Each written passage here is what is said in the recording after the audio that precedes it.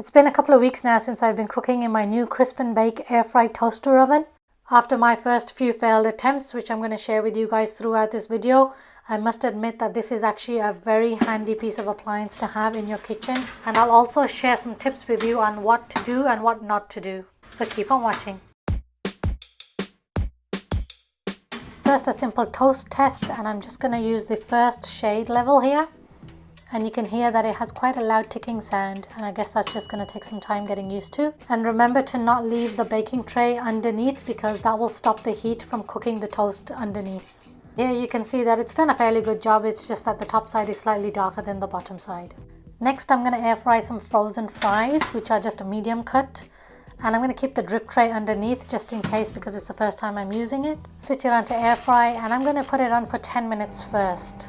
And you can hear the sound of the air fry going, it's quite loud. And I do want to remind you guys to please give this video a like, hit the subscribe button with your notification bell turned on. And partway through cooking, I'm just going to give them a quick shake.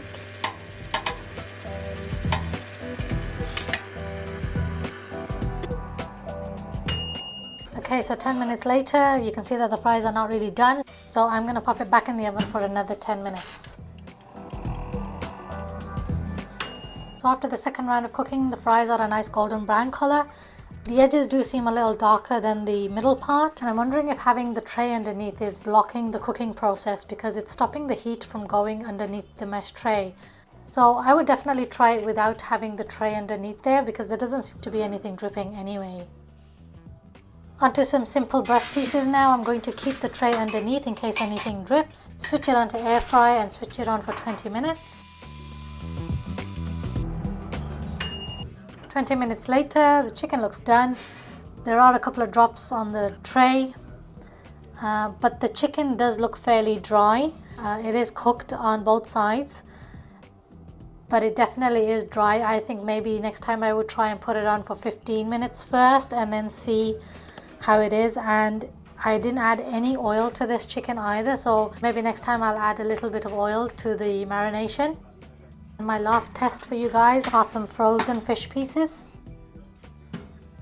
Switch it on to air fry for 20 minutes, and I'm not going to use a baking tray this time underneath.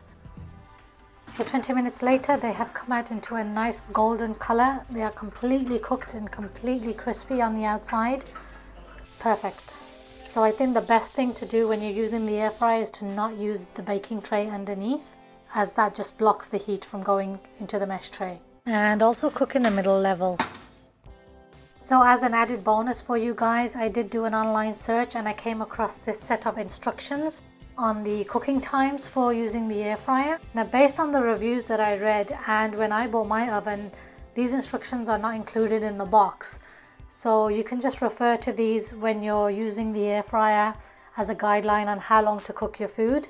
It covers everything from frozen food, vegetables, and also meat and poultry.